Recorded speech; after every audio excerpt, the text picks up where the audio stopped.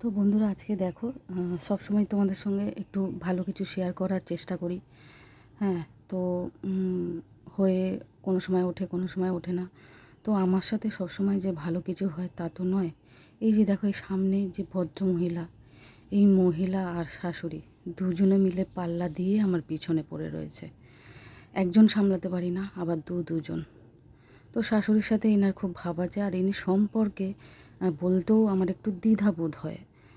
আমার বরের মেজ ভাইয়ের বউ, খুব সুন্দরী একটা বউ, খুব অপূর্ব রূপ তার। তার জন্য সে আমাকে দুটো ছোট বড় কথা বলতে সুযোগ পেয়েছে।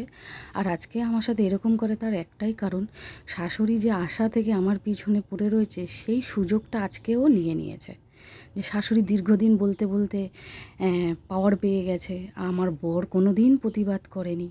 তো এই সুযোগটা এখন এই বিশ্ব সুন্দরী নিয়ে নিয়েছে।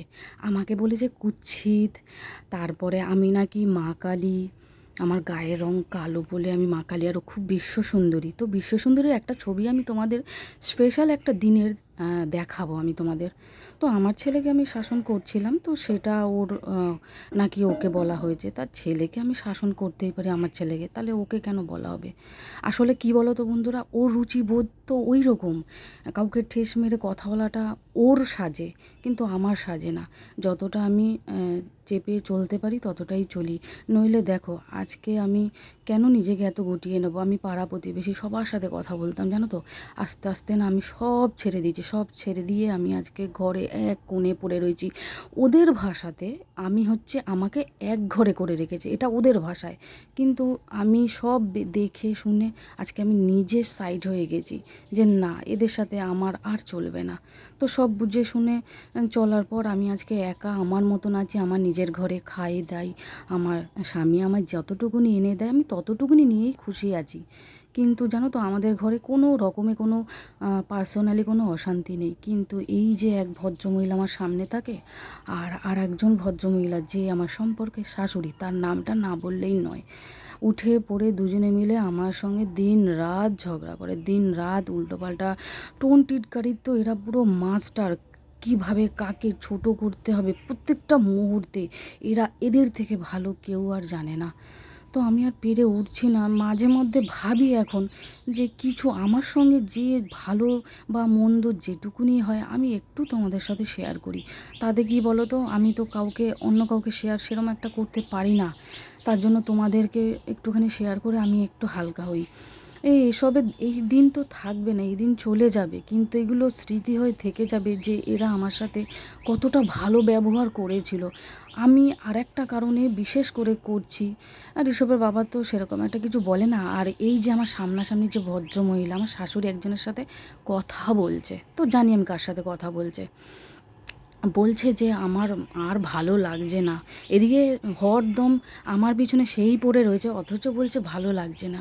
তো যেটা বলছিলাম, এই যে সামনের যে ভদ্র মহিলা, আমার যে ছোট একটা 5 বছরের বাচ্চা, সেই বাচ্চাটাকে ঠিক মতন না উঠোনে হাঁটতে দেয় না। তোমাদের কি বলবো, আমি মা হয়ে কতটা সহ্য করি। এই যে আমার বাচ্চাটা একটু যদি কোথাও ধরো কিছু একটা রং পেন্সিল নিয়ে আমি একটা ব্লগ বানিয়েছি, তোমরা যদি কেউ না দেখে থাকো প্লিজ একটু দেখো। আমি একটা ছোট আমার বাচ্চা, সে দুটো নয়, এই যে আমার শাশুড়ি দেখো, পরে বলছি। আমার আমাকে তুই তাকারি করছে, আমার শাশুড়ি এসে হাজির হয়েছে এক্ষুনি। ওই দেখো মারতে উঠেছে, ওর কত বড় স্পর্ধা, ওর ওর শরীরে কত জোর, ও আমাকে মারতে উঠেছে শাশুড়ির সামনে। শাশুড়িকে বলাতে শাশুড়ি বলছে তুমিও তো মারলে। ক্যামেরা অন রয়েছে, আমার হাতে ব্রাশটা আমি তুলে তোমাদেরকে দেখাচ্ছি যে দেখো বন্ধুরা, এরকম আমাকে ব্রাশ তুলে মারছে। আর আমার শাশুড়ি ফেস দেখলে বুঝতে পারবে, আমার শাশুড়ির ফেসটা তোমরা দেখো, বুঝতে পারবে কি বলতে চাইছে। আমি মিউট করে দিয়েছি, অনেক কথা হয়েছে, আমি যার জন্য মিউট করে দিয়ে আমি আলাদা ভয়েস দিচ্ছি।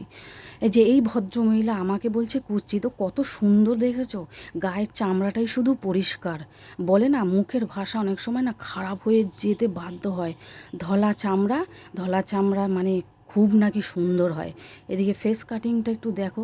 আমি আজকে বলতে বাধ্য, আমাকে যদি কেউ ছোট করে আমাকে নিয়ে, তাহলে আমি তার সম্বন্ধে সামান্য একটু কিছু বলতে পারি না? এদিকে শাশুড়ি কোমরে হাত দিয়ে আমার বরের দিকে তাকিয়ে রয়েছে। আমার বর বাড়িতে উপস্থিত, ওনার মেজ ছেলের বউ, আর উনি আমাকে যেভাবে তাকিয়ে রয়েছে আর যে ভাষায় কথা বলল, আমার বর কিন্তু কোনো টু শব্দ করেনি। আর এই মেয়ে ছেলের তো লজ্জা নেই, আমার বর দুই একবার বলেছে, বলার পরও আজকে দেখো আমার বরের সামনে ও আমাকে তুই তাকারি করে কথা বলেছে। তো আমিও বলেছি, আমাকে যে অসম্মান করবে আমি তাকে একটু হলেও বলবো। আর আমার শাশুড়ি আমাকে তুই তাকারি করে, এখানে আমাকে তুমি তুমি বলছে, তো আমি বললাম যে আমাকে তুমি বলে সম্মান দিতে হবে না, তুই বলো। তো আমাকে এখানে অনেক কিছু বলে যাচ্ছেন, এখানে এই যে ফেস দেখো, আমার হয়ে নাকি কথা বলবে, আমাকে তো দেখতে পারে না, তাহলে আমার হয়ে কথাটা বলবে কি করে?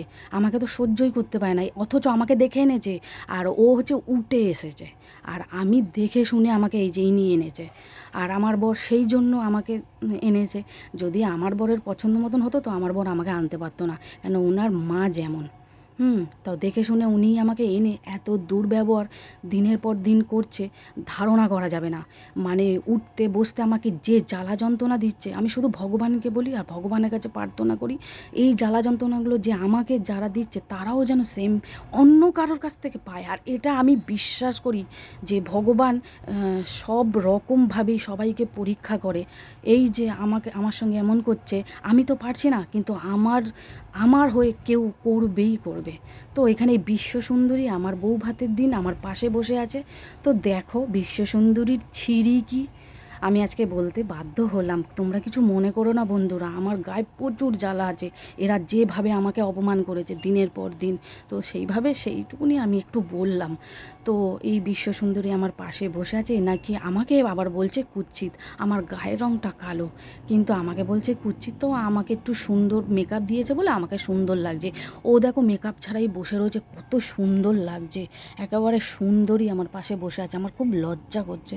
তো যাই হোক, তোমাদের সঙ্গে একটা ভিডিও শেয়ার করলাম, মানে আমার বিয়ের ফটো আমি কোনো দিন শেয়ার করিনি, তো এটাই ফার্স্ট আমি আর আমার বর। তো ভিডিওটা তোমাদের সঙ্গে একটু শেয়ার করলাম, হালকা হলাম কথা দুটো বলে। তো আজকের মতন